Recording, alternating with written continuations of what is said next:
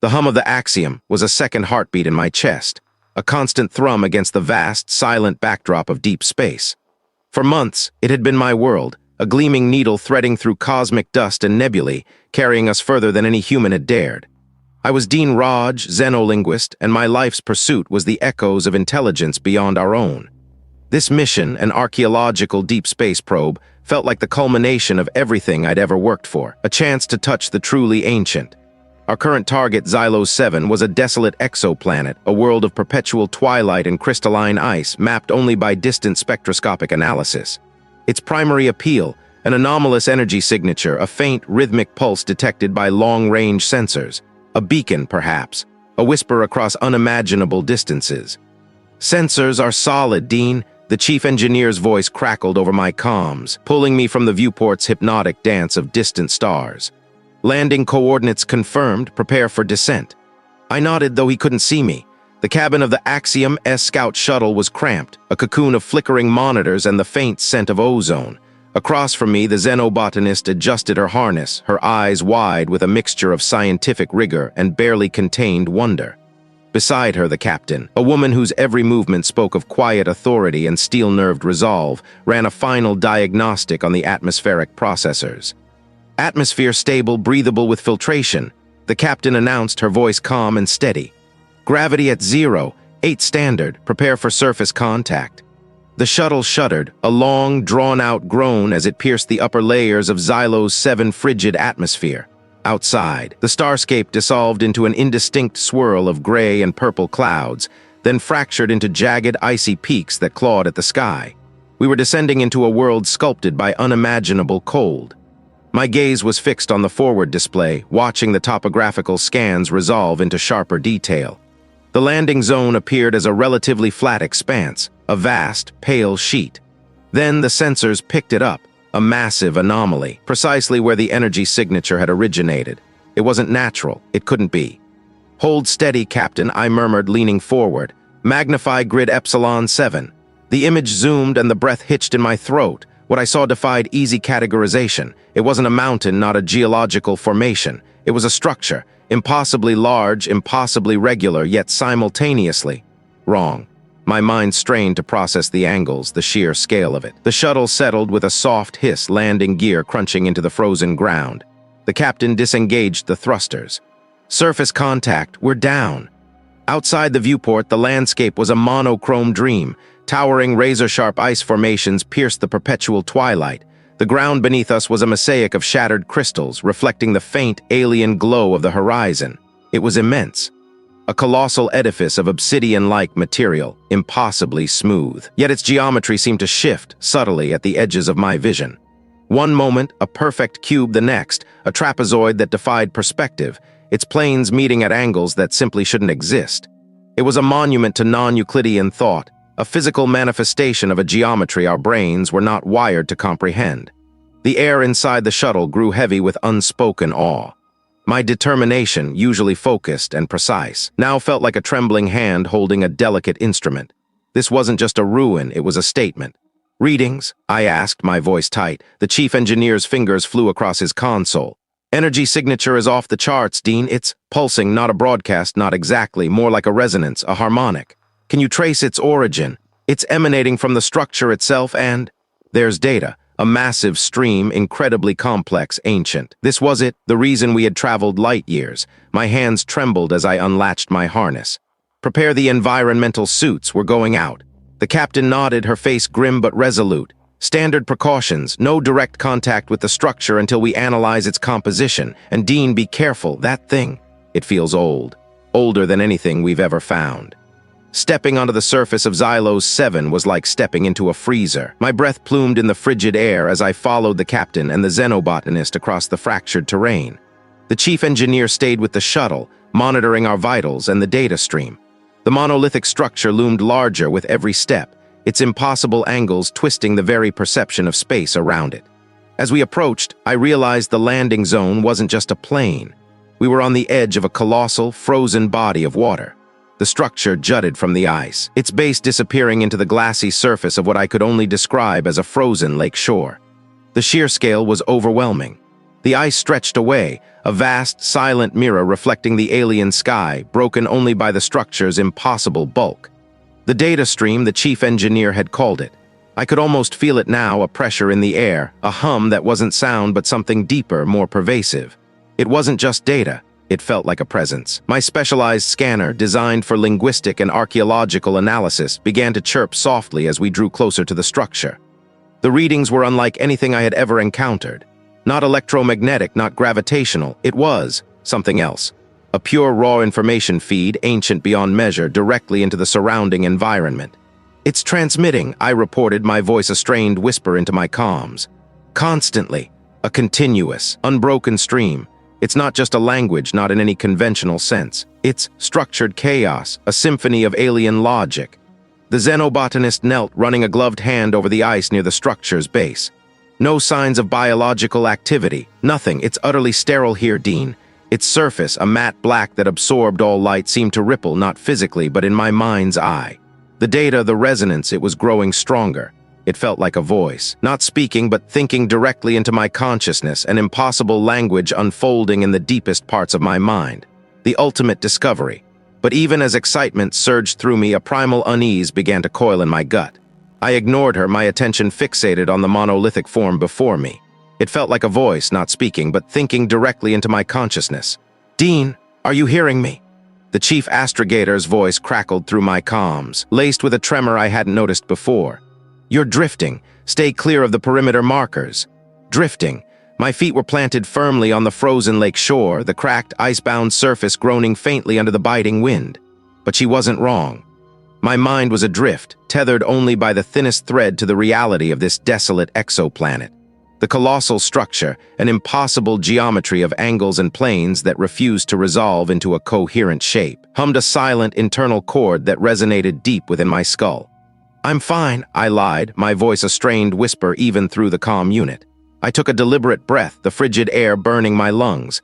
The chief astrogator didn't press. She knew me well enough to recognize the signs of an obsession taking root. Around me, the expedition's field technicians moved with practiced efficiency, deploying sensor arrays and spectral scanners. Their movements were sharp, precise, a stark contrast to the fuzzy edges of my own perception. The wind whipped across the frozen lake shore, carrying crystalline dust that glittered like shattered stars. Above, the twin gas giant moons of the system hung heavy in the perpetual twilight, casting long, distorted shadows that stretched from the base of the structure and across the ice. Everything felt immense, overwhelming, and yet the structure itself felt closer, more intimate. "Initial scans are coming in, Dean," the lead engineer announced, his voice tight with suppressed excitement. "Gravimetric readings are impossible. It's generating a localized field that's twisting spacetime around it, not an artifact of its mass, but something else entirely." I watched him, a figure hunched over a portable console, his gloved fingers dancing across the interface. He adjusted a dial, frowned, then tapped a display. And the composition, it's not any known material. No spectral signature, it's like it's absorbing light and energy. That was a good word for it, not empty, but an active, consuming absence, my voice betraying my urgency. "Are we getting a clean feed on the data stream?" "Clean as it gets, sir," a junior technician replied, his helmeted head bobbing. "But it's not what we expected. No discernible pattern, no repeating sequences that suggest a language. It's like pure information, raw, and it's not EM, not electromagnetic." I took a step closer to the perimeter, the warning alarm on my wrist communicator chirping softly. "No, sir, it's something else. It feels direct, like it's bypassing our receivers and going straight to the processing units. The computers are having trouble parsing it. It's not code, it's structure." The junior technician paused, then added, "Our systems are getting hot, not from processing, but like sympathetic resonance." Sympathetic resonance. That was it, the feeling in my head. It wasn't just my imagination. This wasn't a natural formation. No rock could generate a field that warped gravity or transmitted pure non-electromagnetic data. This was a construct, an artifact, and it was speaking directly to my consciousness. "Run a full structural analysis," I commanded, my voice firm despite the tremor in my hands. "I want to know how it was built, what it's made of, everything, and keep feeding me that data stream. No filters." "Sir, are I sure about no filters?" the lead engineer asked, his voice hesitant. "It's aggressive. The AI is reporting cognitive strain. It's like trying to drink from a fire hose, but the water is made of pure thought." A sharp, almost painful pressure pulsed behind my eyes. For a fleeting moment, the colossal structure seemed to shift, its matte black surface momentarily shimmering with a kaleidoscope of impossible colors that vanished as quickly as they appeared. My vision blurred, the frozen lake shore tilting precariously. I reached out a hand, steadying myself against the rough fabric of my environmental suit. "Dean, are I all right?" It was the chief astrogator again, her voice tight with concern. "Just a momentary optical artifact," I dismissed, my heart racing a frantic rhythm against my ribs. But it wasn't an optical artifact. I knew it. It was the structure reaching out, touching me. The chief astrogator sighed, a sound of resignation. "All right, everyone, double time. Let's get these readings." As the team redoubled their efforts, I found myself drawn forward, an inexplicable pull guiding my steps. The warning chirp on my wrist grew louder, more insistent, but I ignored it. The thinking intensified, no longer a distant hum but a flood of incomprehensible sensation. It was vast, ancient, utterly indifferent, and it was calling to me. I had to understand it before it understood me. The inexplicable pull had been a siren's call, drawing me across the icy expanse. My suit's proximity alarms screamed, a shrill counterpoint to the profound silence of the alien world, but I'd ignored them all. I'd reached the edge of the monolithic structure, its impossibly smooth surface shimmering under the distant, weak sun, and pressed my gloved palm against it. The bone-deep chill that had permeated my suit vanished, replaced by a strange internal warmth, a sensation that bloomed in my chest, spreading like ink through water. It wasn't a physical heat, but something else, a deep, resonant hum that vibrated through my bones, bypassing my ears entirely. For a moment, I forgot everything, lost in the sheer, overwhelming presence of it. Then a voice crackled in my comms, sharp with urgency. "Dean, get back to the habitat now." It was the pilot, her tone laced with a frustration that cut through my trance. It seemed to pulse faintly with a light only I could perceive. Back inside the cramped habitat, the air recycled and stale, I found myself restless. The warmth, the hum, it clung to me, a phantom limb of sensation. I tried to dismiss it as a momentary suit malfunction, perhaps a static charge from the structure itself, but the explanation felt thin, brittle. The habitat itself seemed to be suffering. A low, persistent hum emanated from the life support system, a sound that grated on my nerves. The engineer, a man usually unflappable, spent hours muttering over diagnostic readouts, attributing the glitches to unusual atmospheric interference and anomalous magnetic fields. He seemed to genuinely believe it, but I caught the subtle tremor in his hands, the way he avoided my gaze. Kaylin, my lead linguist and usually my most dependable colleague, had become a ghost. She spent her off-shift hours staring blankly at the viewport or hunched over her personal terminal, though I never saw her actively working. When I tried to engage her to ask about her progress on the data stream, she merely shrugged, a dismissive, weary gesture. That night the dreams began. The air was still, yet a profound wind seemed to howl through me, stripping away layers of my understanding. The ice beneath my feet was not smooth, but fractured into infinite non-Euclidean geometries, each shard reflecting a different impossible sky. Then the warmth returned, but it was no longer comforting. The structure hummed, and I understood that it wasn't transmitting a language, but a feeling, a direct feed of pure, unadulterated cosmic indifference. I was a tiny, fragile thought in an endless, meaningless expanse. The hum from the life support system seemed to echo the resonant vibration from my dream. For a moment, I couldn't tell where the dream ended and reality began. The impossible geometries, the terrifying indifference, the sense of being utterly alone in a vast, uncaring cosmos, it all felt intensely, profoundly real. In the mess hall later, the pilot looked haggard. "Another nightmare," he grumbled, pushing his nutrient paste around with a spoon. Felt like the walls were folding in on themselves, patterns in the ice, patterns that didn't make sense. My own dream, the pilot's folding walls, the engineer's impossible patterns, a sickening realization began to unfurl in my gut. These weren't just bad dreams, and the malfunctions, the flickering lights, the persistent hum, Kaylin's withdrawal, they weren't just environmental anomalies. The data stream, the ancient, complex data stream we'd been painstakingly trying to translate. It wasn't just data, it was the source. The hum, the warmth, the impossible truths, they were all part of the resonance, and we were swimming in it, oblivious or worse, succumbing to its silent, terrifying song. The hum of the comms room had become a second heartbeat, a low, thrumming pulse beneath the impossible whispers of the data stream. Hours blurred into a single, seamless stretch. My eyes, gritty and bloodshot, traced the intricate non-Euclidean patterns that flowed across my primary console, a river of information unlike anything humanity had ever encountered. I felt it, not just saw it. A deep resonance that vibrated in the marrow of my bones, a direct current to some vast, indifferent truth. The flickering overhead lights, a constant reminder of the ship's increasing instability, only served to sharpen my focus, making the room feel like a private chamber, sealed off from the dying world outside. A shadow fell across my peripheral vision. I didn't look up, my fingers still dancing over the controls, attempting to isolate a particular fractal sequence that seemed to repeat, yet never truly repeated. Dean, Doctor, Sharma's voice was tight, strained. I need you to see this, now. Her tone finally broke through the data's hypnotic pull. I straightened, wincing at the stiffness in my neck. She stood clutching a transparent growth chamber, her grip tight against the plastic. Inside, a cluster of the indigenous Xylos-7 flora, a delicate, almost crystalline moss, pulsed with an unnatural vibrancy. "What is it?" I asked, my voice hoarse. "The samples," she practically whispered, thrusting the chamber closer. "I took them from the surface just after we initiated the primary data feed. They were barely seedlings. Look at them now." I leaned in. The moss had not merely grown, it had exploded. Tendrils thick as my thumb had coiled and interwoven into a dense, verdant mat, pressing against the chamber walls. Tiny, iridescent spores, previously dormant, now shimmered, ready to burst. It wasn't just accelerated growth, it was a grotesque, impossible proliferation. The moss seemed to vibrate with a silent, hungry energy.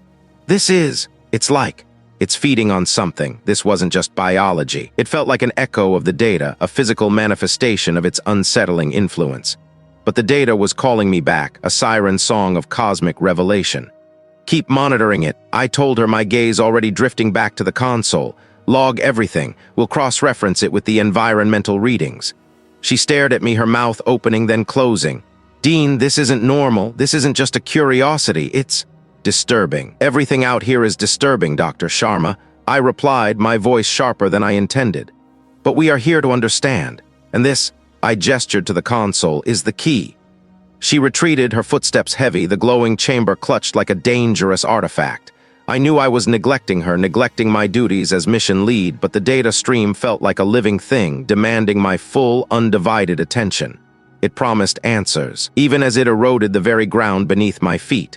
Later, I found myself in the main common area, a space that once buzzed with conversation and the clatter of meal prep. Now it was a tomb. The pilot sat hunched over a diagnostics tablet, muttering to himself, tracing phantom lines on the screen. The engineer was meticulously disassembling a wall panel, piece by agonizing piece, only to reassemble it, his movements jerky and obsessive. He didn't seem to be fixing anything, just taking it apart and putting it back together over and over. They barely acknowledged each other, let alone me, about the crew. I rubbed my temples. "I'm aware of the stress, we're all feeling it." "Stress doesn't explain the engineer's compulsive dismantling or the pilot's conversations with empty air," she said, turning to face me. Her eyes, usually sharp and analytical, held a new, weary concern. "And it doesn't explain why you've barricaded yourself in the comms room for the past 2 days, neglecting everything else." "I am analyzing the data," I snapped, feeling a surge of defensiveness. "It's the most critical aspect of our mission." "At what cost?" Rostova's gaze was unwavering. "We are unraveling. Dean, the crew is on edge, paranoid. They're seeing things, hearing things. Dr. Sharma's plant samples are growing at an impossible rate, and you dismiss it as disturbing but normal. Nothing about this is normal anymore." Her words hit harder than I let on. I knew he was right on some level. The cracks in our collective facade were widening, threatening to shatter. But the data was so close to revealing something monumental. I couldn't pull away, not now. "I understand your concerns, Rostova," I said, trying to project an authority I no longer fully felt. "But I need more time. We are on the verge of a breakthrough." She sighed, a sound heavy with resignation. "A breakthrough or a breakdown, just be careful, Dean, we're losing ourselves out here." Her words echoed in my mind as I sought refuge from the ship's claustrophobic interior. I suited up, the heavy fabric a comforting shield, and took the exterior lift down to the surface. The biting wind whipped around me as I trekked across the desolate plains, my boots crunching on the frozen regolith. My destination was a vast, shimmering expanse I'd observed from orbit, the frozen lake shore. The air was thin, tasting of ozone and ancient dust. Before me stretched an enormous, perfectly flat sheet of ice, reflecting the distant alien suns like a shattered mirror. Jagged, crystalline formations like frozen waves jutted from its surface, reaching towards the bruised purple sky. The silence was absolute, broken only by the hiss of my suit's environmental controls. This place, so stark and beautiful, felt like the universe's indifferent gaze made manifest. I stood there, a solitary figure dwarfed by the cosmic scale of it all. The data stream, even here, seemed to hum faintly in my skull, a subtle pressure behind my eyes, and something vast, something horrifying, was just beyond the veil of perception, stirring awake. The accelerated plant growth, the crew's unraveling, my own obsessive focus, these were not isolated incidents.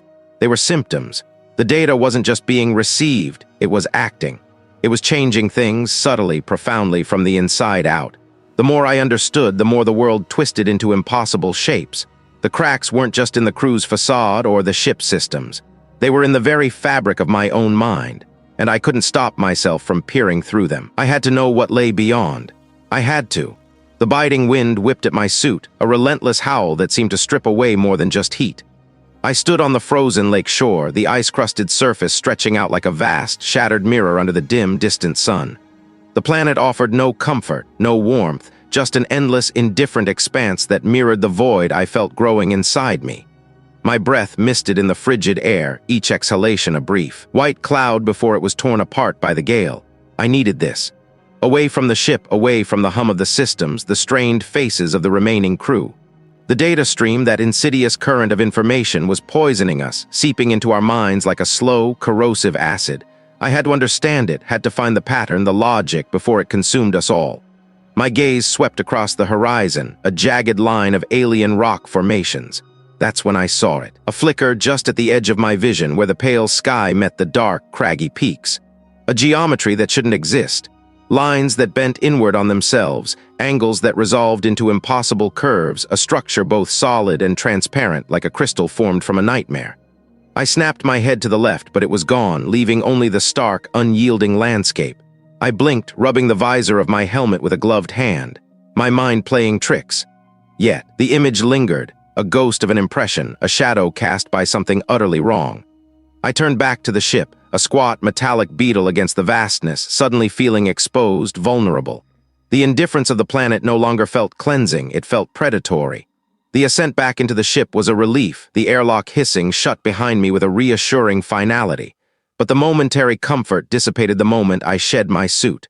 The ship's interior felt different now, subtly altered.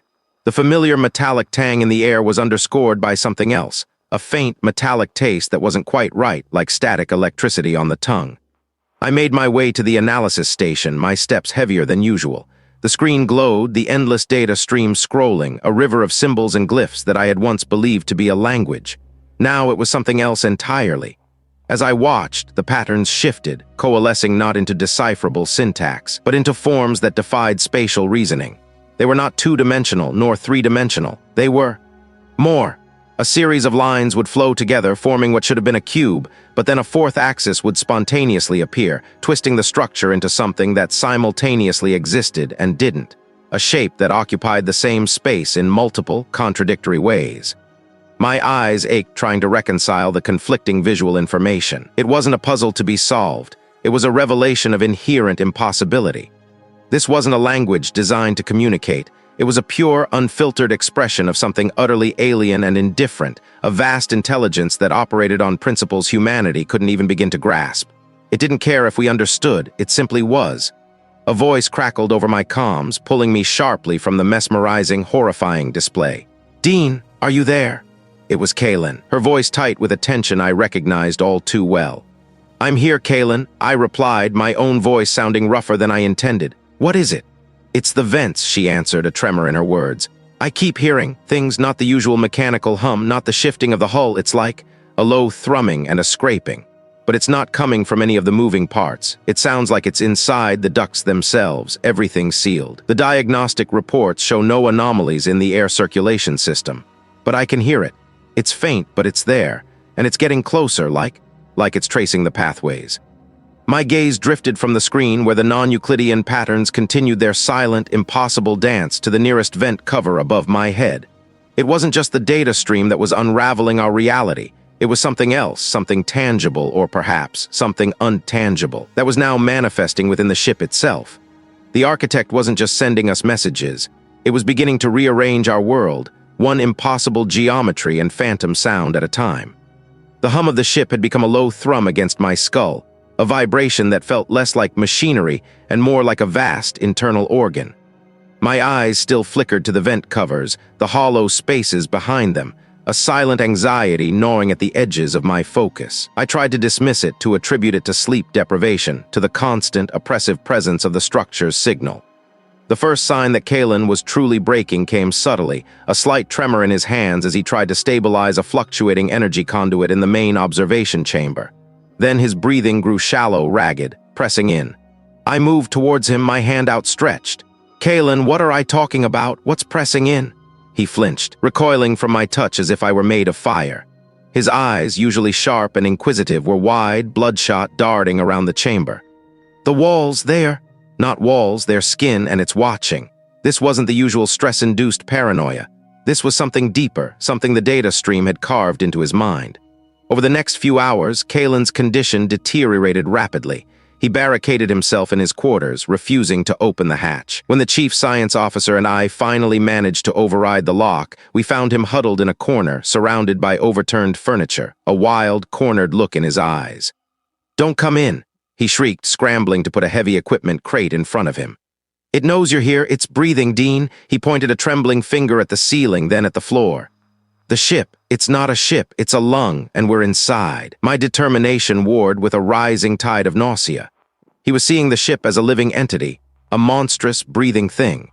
It was an image that clawed at my own sanity, making the familiar groan of the hull sound like an inhale, the whine of the engines like a shuddering exhale.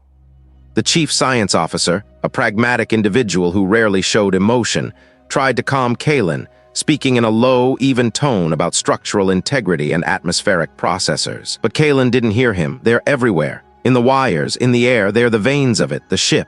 It's thinking, and we're just food. He lunged then, a sudden burst of frantic energy, grabbing a heavy wrench from the floor. His eyes were unfocused, filled with a primal fear that distorted his features into a grotesque mask. "Get out, before it swallows us whole."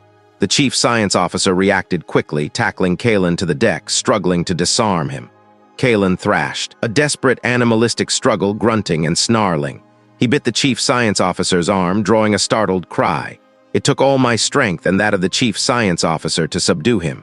A colleague, pale and trembling, arrived with a sedative, a small, pressurized injector.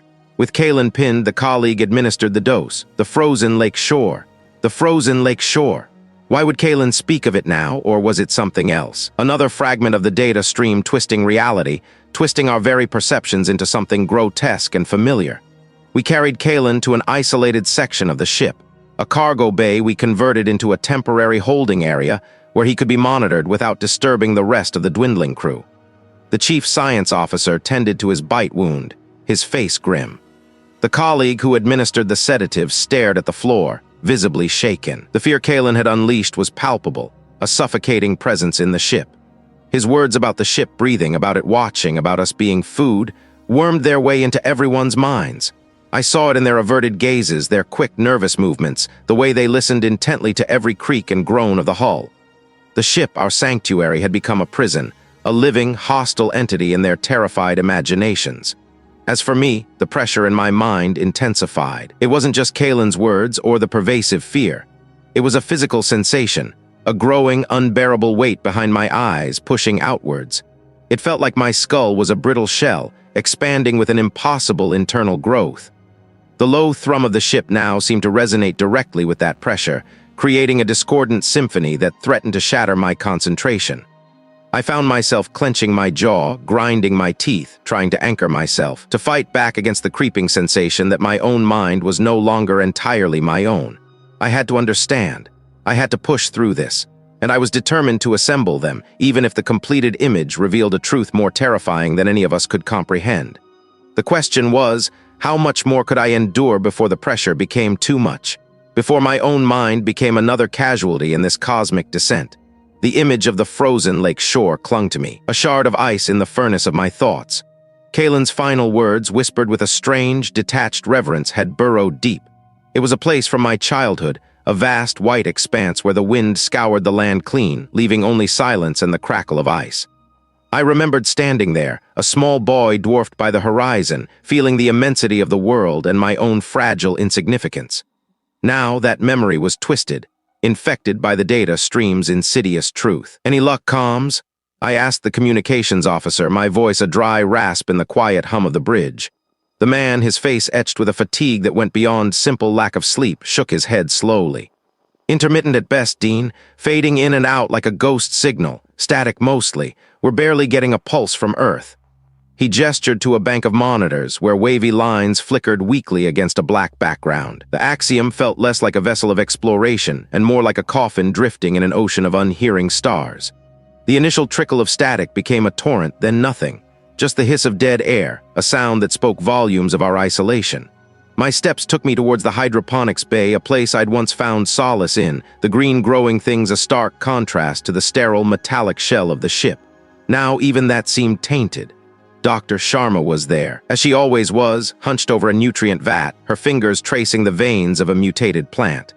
Its leaves, once a vibrant emerald, were now a sickly chartreuse, and its tendrils snaked with an unnatural, almost predatory grace. She mumbled to herself, a low, continuous drone, words indistinguishable yet utterly unsettling. "They understand. They know." I watched her for a moment, her eyes wide and unblinking, fixed on the grotesque beauty she cultivated. Her hair was disheveled, her uniform stained with nutrient solution and something else, something I didn't want to identify. The air in the bay was thick with the cloying sweetness of decaying organic matter, a smell that made my stomach churn. She didn't acknowledge my presence, lost in her private communion with the growing horror. And then it began. "You are a ripple in a puddle. This wasn't Kalen's madness or Sharma's. This was something new, something direct. The data stream wasn't just affecting us through the device. It was in me. It was a direct feed, a psychic resonance that bypassed my ears, my eyes, and went straight to the core of my being. The universe does not care. My existence is a fleeting error." It was the truth delivered with the stark, unfeeling clarity of a glacier. I stumbled, gripping a bulkhead for support, my grip tight. This wasn't a language I could translate, not a code I could break. It was pure information, raw and unadulterated, the fundamental, horrifying truth of cosmic insignificance. My mind reeled, bombarded by visions of unimaginable scale. Galaxies like dust motes, stars burning out with indifferent shrugs, the endless crushing vacuum of space stretching into eternities I couldn't comprehend. The frozen lake shore. The image slammed back into my mind, no longer a memory but a metaphor. That was the universe, and I was standing on it, a tiny, shivering thing, utterly alone. The Axiom, our technological marvel, was nothing but a speck of frost on an infinite, uncaring mirror. The intrusive thoughts intensified, a relentless assault on my sanity. They weren't loud, but they were pervasive, inescapable. They spoke of fundamental forces beyond human comprehension, of a reality so vast and indifferent that humanity's entire history was less than a flicker in its eternal night. My carefully constructed understanding of existence, of meaning, of purpose, was crumbling into dust. Each thought was a hammer blow, shattering another piece of my internal world. I closed my eyes, pressing my hands against my temples as if to physically push the invasive knowledge out. But it was already inside, woven into the very fabric of my consciousness. The vast indifference of the frozen lake shore stretched out before me, not outside the ship, but within my own mind, waiting to consume me whole. The wind on the frozen lake shore cut through me, 1,000 invisible knives carving at my exposed skin. My breath plumed in the frigid air, each exhalation a ghost of my dwindling warmth. The world was a canvas of muted whites and grays, the vast, unbroken sheet of ice stretching to an indistinct horizon, the skeletal trees huddled like supplicants against the distant tree line, the sky a bruised purple that promised only more cold. I hunched over the small, battered console, its screen a defiant blue glow against the encroaching twilight. My fingers, stiff and clumsy in their thin gloves, danced over the controls, driven by a compulsion that had long since eclipsed rational thought. This wasn't just about translation anymore. This was about seeing. The structure's data stream had become a living thing inside my skull, a parasitic symbiont that whispered of deeper chambers, locked vaults within the cosmic information it broadcast. The earlier layers had merely hinted at the truth. Now a new, terrible clarity beckoned. I felt it, a gnawing itch in the marrow of my bones, an irresistible pull to the forbidden archives. Just a little deeper, I muttered, the words stolen by the wind. My voice sounded alien, thin, and reedy. The console hummed, a low, resonant thrum that vibrated through the ice beneath my boots. The blue screen flickered, symbols of impossible geometry twisting and reconfiguring. A surge, like a wave of pure thought, crashed over me. My vision blurred, the frozen lake shore momentarily dissolving into a maelstrom of non-Euclidean shapes and impossible colors that existed only in my mind's eye. Then the fragments began to coalesce. Not images, not sounds, but impressions. I felt a vast, crystalline intelligence, its collective mind a symphony of order and logic. Unraveling, it wasn't a collapse from external force, but an internal implosion of meaning. The data showed me with sickening precision their final, desperate acts, not war, not plague, but a slow, deliberate cessation. They simply stopped. Buildings stood empty, technology powered down, bodies lay where they had ceased to move, eyes wide with the ultimate, terrifying understanding. Another fragment. Their language was patterns of illumination, their history woven into complex, shifting tapestries of light. The data stream depicted their encounter with the same cosmic resonance. Their beautiful, intricate patterns of light began to falter, then devolve into erratic, frantic flashes, mirroring the chaotic static of a dying broadcast. They didn't commit suicide, they simply burned themselves out, their light extinguishing as the meaning of their existence vanished. My breath hitched. This wasn't a warning, it was a record. A cosmic ledger of species after species, all reaching for the stars, all finding only a gaping more of indifference. The universe wasn't malicious, it was worse. It was absent asterisk. It didn't care. Humanity, with all our grand narratives, our struggles, our loves, our hopes, we were less than dust, a fleeting accident in an endless, unthinking mechanism. The terminal flashed a final, intricate glyph, a symbol that resonated deep within my psyche as the ultimate, unvarnished truth. There was no grand design, no benevolent creator, no cosmic justice. Our quest for meaning was a delusion, a desperate narrative woven by fragile minds to shield themselves from the vast, empty expanse. I felt a scream clawing at my throat, but it made no sound. The frozen lake shore, once a harsh reality, now seemed almost comforting in its stark simplicity compared to the truth I had just ingested. My own existence, my own consciousness, felt like a cruel joke, a brief flicker of awareness condemned to witness its own utter insignificance. My fingers, no longer trembling, slowly retracted from the console.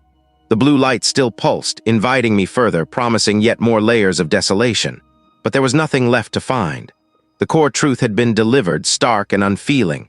I had sought knowledge and found only the ultimate negation of everything. I stood there, a solitary figure on the frozen lake shore, utterly exposed, utterly empty, a living testament to a universe that simply didn't care.